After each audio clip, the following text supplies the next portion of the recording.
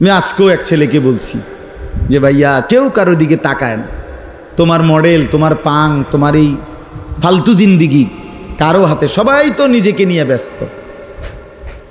এই সমাজের মানুষ সবাই মেশিনের মতো, যন্ত্রের মতো মানুষ, বড় পাষাণ। এখন মারাত্মক ভয়ানক অ্যাক্সিডেন্টও যদি করে, আরে যদি 10টা বাসও যদি সব মানুষ মরে যায়, 11 নম্বর বাস সে 1 মিনিট দাঁড়াইবার টাইম নেই, সাইড তো আয়, আরে জ্যাম ছাড়ো, পুলিশ কই, রাস্তা ক্লিয়ার করো বেটা।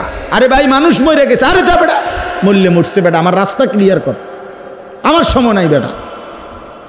কি এত বড় স্বার্থপর এখন দুনিয়া, এত বড় স্বার্থ। কারো জন্য তোমার পাওটা ভাঙ্গা দেখুক, তোমার একটা বন্ধু তোমার সাথে একটা কাঁটার আঘাতও সইবে না। দেখো তুমি যে যাদের সাথে আজ 5টা বছর আড্ডা দাও, 6 মাস ধরে আড্ডা দাও, তুমি শুধু পাওটা ভাঙ্গা সারুক না, তোমার শুধু একটা রোগ হয়ে যাক, ডায়াবেটিস, তোমার কিডনি সমস্যা হোক, দেখো তো কোনো বন্ধু আছে কিনা।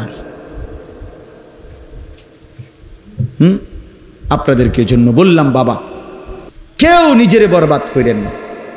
ছেলে মেয়ে পালতে গিয়েও, সংসার করতে গিয়েও নিজের আখেরাত নষ্ট করেন না। এমন সংসারের দরকার না, যা পারেন তা, সুদে টাকা নিয়ে ফুদ বিদেশ পাঠাইয়েন না, কোনো লাভ হইতো না। আপনি দেখছেন না এই ডাকাইতে, আমনে থাকতে চোখের সামনে একটা ওয়াক্ত নামাজ পড়ে না, সারা দিন, যেদিন বিদেশ যাবো তার আগের দিনও হাতে মোবাইল টিপছে, বইয়া বইয়া বেডি চায়, মোবাইল চায়। আমনে এত বড় জানোয়ার রে, সুদে টাকা নিয়া কোনানে কীর্তন ফাটাইছেন বিদেশ, ওই আমনের কি উপকার করবে? কথা বলেন না কেন? যে আল্লাহকেই চেনে না সে আমনের কি চিনব? যে মনিব চেনে না, যে এত বড় দুনিয়ার নিয়ামত দিয়া যে পালতেছে যিনি, তার কৃতজ্ঞতা যার মধ্যে নাই, তুমি বাপের কি কৃতজ্ঞতা করবে সে? হ্যাঁ, আমরা জানি না খবর কি পরিমাণ বাবা ধুকে ধুকে কাঁদে? কথা বলেন না, আমরা জানি না এগুলো? আমরা কি সিরা খাই? এর জন্য হারামের টাকা দিয়ে সন্তান মানুষ করেন না, হারামের টাকা দিয়ে দরকার নাই, তোমার বিদেশ লাগতো না, তার রিজিক তার মালিক, তুমি মালিকের সেজদা করো, তুমি মালিকের গোলামি করো, তোমার বরাদ্দকৃত রিজিক তোমার মালিক দেবে। কিন্তু আমি কেন আমার জাহান্নাম কিন্না সন্তানকে আমি কেন দেব বলেন? আপনার স্ত্রী বেপর্দা, আপনার স্ত্রী বেপর্দা, আপনার কিনা গহনা, আপনার কিনা অলংকার, আপনার কিনা সাজসজ্জা, আর সেই অসভ্য নারী, রাস্তার পুরুষ, বখাটে দুশ্চরিত্র ওই মানুষকে দেখাবে, আর টাকা আপনার। এত বেকুব আমি কেন? আমি এত বেকুব হব কেন মিয়া? তুমি বেড়ি বউ আমার রং চাই মানসে কা, আমি এত পাগল হইলাম কা? বলেন, কথা বোঝেন নাই আমার? টাকা টাকা আমার বেড়ি গহনা অলংকার কিনলো আমার টেয়া দিয়া, পাউডার সুনু কিনলো আমার টাকা দিয়া, কাপড় চোপড় সব কিনলো আমার টাকা দিয়া। ও মা, বেড়ি যখন বাইরে যায় 1.5 ঘন্টা লাগাইয়া সাজে। হ্যাঁ, কি বেডি কারে দেখাইতে যাও? যার ঘর পরিবার, স্ত্রী সন্তান অপবিত্র, গুনাহের মধ্যে লিপ্ত, বিশেষ করে অশ্লীলতা, বেহায়াপনা, বেপর্দা, বিশ্বাস করেন নবীজি ওই পুরুষকে বলছে দাইয়ুস। দাইয়ুস কিন্তু মহিলা হয় না, পুরুষ হয়। দাইয়ুস এই শব্দ মহিলার জন্য না, কার জন্য? পুরুষ, পুরুষ দাইয়ুস হয়। বুঝছেননি আমার কথাটা? কোন পুরুষ? যে পুরুষের স্ত্রী সন্তান কন্যা কি বেপর্দা, বেহায়া, ওই বেড়ারে কয় দাইয়ুস। আর নবীজি বলছে দাইয়ুসের জন্য জান্নাত হারাম, কসম আল্লাহ। নবীজি বলছে দাইয়ুস আল্লাযী ইউকিররু আহলাহু আল খুবুস।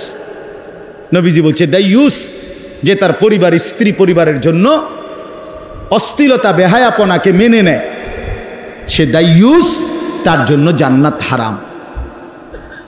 নাউজুবিল্লাহ। চলেন ভাই, রাত গভীরে ওয়াদা করি, ফিকির করি, গুনার সাথে আপোষ না করেন। যে কয়জন যুবক ভাই তোমরা বসছিলা, আমার অনুরোধ রইল, জীবনটা মানে বিরিয়ানি, খিচুড়ি, জিলাপি, মোবাইল, নাচ গান, ফুর্তি, এটা না ভাই, এগুলো শেষ হয়ে যাবে। আমরা সবাই কবরের যাত্রী। অতএব দয়া করে প্রত্যেকেই ইনশাআল্লাহ স্বাভাবিক সুস্থ মুসলমানের জিন্দিগি পালন করি।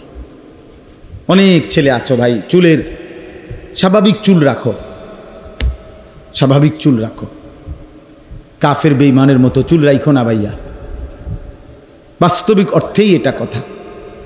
এই চুল, এগুলো বিভিন্ন মডেলের যে চুল, এগুলা ভাই সত্য কথা যেটা, কোনো মুসলমানের তো দূরে থাক, একেবারে নিকৃষ্ট কাফেরের চুল, কোনো ভদ্র কাফেরের চুলও না, একেবারে নিচু সমাজের একদম লো লেভেলের মানুষ যারা, এসব চুল তাদের। তুমি দেখো গিয়া এই দেশে একেবারে দেশের মধ্যে যারা ডিসি, এসপি, যারা মন্ত্রী, মিনিস্টার, যারা উচ্চপদস্থ ব্যক্তি, যারা শিক্ষিত, রাজনীতিবিদ, শিক্ষাবিদ, গবেষক ইত্যাদি, মানে দুনিয়াবি লাইনেও যারা অনেক প্রতিষ্ঠিত মানুষ, তাদের কারো চুল এরকম বখাটে মার্কা চুল না। তা তাইলে এটা কি মডেল নিল?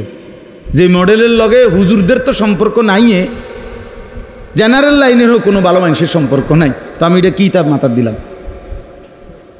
এই জন্য দয়া করে চারদিকে সমান কইরা স্বাভাবিক চুল রাখো, নামাজ পড়ো, সেজদা করো, 5 ওয়াক্ত নামাজ পড়ো, আল্লাহ বরকত দিবে। নিজের হাতে নিজের আযাব টাইনা আইনো না, নিজের মুসিবতে ফেইলো না। যদি দুনিয়া আল্লাহ তাআলা কিছুটা স্বাভাবিকও রাখে, কবরে ছাড়বে না, আখিরাতে ছাড়বে না। আর বহু লোককে আল্লাহর এটা একটা ওয়াদা, আল্লাহর দয়া।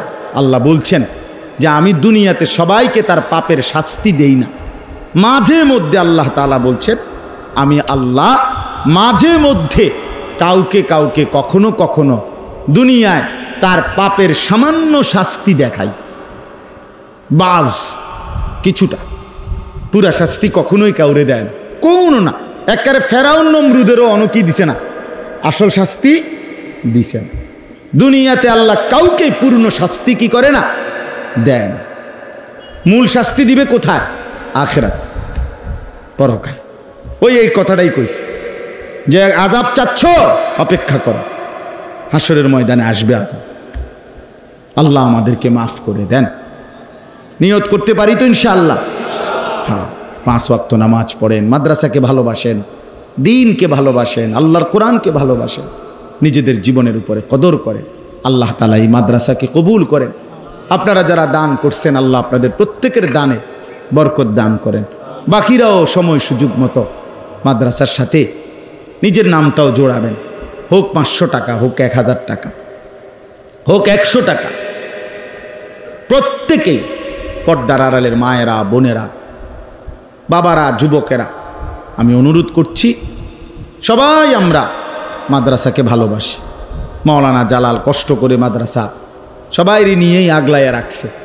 আল্লাহ তাআলা এই মাদ্রাসাটাকে কবুল করেন, মাদ্রাসার জরুরত আল্লাহ তাআলা পূরণ করে দেন। আপনারাও মাদ্রাসাকে ভালোবাসেন। যেখানেই যত মাদ্রাসা আছে, প্রত্যেকটা মাদ্রাসার সাথে কিছু কিছু করে হলেও নিজের অংশগ্রহণ করায়। আমার কথা সব সময় আমি বলি, এমন যেন না হয় যে আমার নামটা মসজিদ মাদ্রাসার বিরোধী এই হিসাবে উচ্চারিত হয়েছে। এটা অনেক বড় লানত, অভিশাপ, অনেক বড় বদনসিব যদি কারো ব্যাপারে এই কথা নাম হয়, কখনো আলোচনা হয় যে এই লোকটা মাদ্রাসার বিরোধী, মসজিদের বিরোধী। এটা কিন্তু পুরো বংশধরের উপরে আসর পড়ে, ওই ব্যক্তির পুরো ফ্যামিলির উপরে, পরবর্তী জেনারেশনের উপরে ক্ষতিকর প্রভাব হয়। এজন্য আল্লাহ তাআলা আমাদের সবাইকে হেফাজত করেন, 5 ওয়াক্ত নামাজ পড়ার দৌলত দান করেন। আমি অনুরোধ করছি, ছেলেরা নামাজ পড়ো ভাই, শরীরটা পাক পবিত্র রাখলে ভালো। একটু টয়লেট পেপার পকেটে রাখলে খুব কঠিন কিছু না। একটু টয়লেট পেপার, এই যে আমরা বেশি করে রাখি, কম রাখলেও হয়। টয়লেট পেপার পকেটে রাখলে, পেশাব পায়খানার পরে টয়লেট পেপার ব্যবহার করলে, পানি ব্যবহার করলে শরীর পবিত্র থাকে। আর বিশ্বাস, যার শরীর পবিত্র, আল্লাহর কুদরতে তার দিল থেকে ফেরেশতা নামাজের কথা মনে করে, তার আগ্রহী করে। আর যার শরীর নাপাক, পেশাব পায়খানার পরে যথাযথ পবিত্রতা হাসিল করে না, ওর ভিতরে ফেরেশতা থাকে না, শয়তান থাকে। এই জন্য ওই শয়তান তাকে একটার পর একটা গুনার মধ্যে আটকায় রাখে, গুনার মধ্যে আটকায় রাখে। হ্যাঁ হ্যাঁ, এটাই সত্য। এই জন্য শরীর পবিত্র থাকলে নামাজ পড়তে মন চায়, ইবাদত করতে মন চায়। সম্পদ পবিত্র থাকলে পুরা জিন্দিগি সুন্দর হয়ে যায়। আল্লাহ তাআলা আমাদের সবাইকে কবুল করে নেন।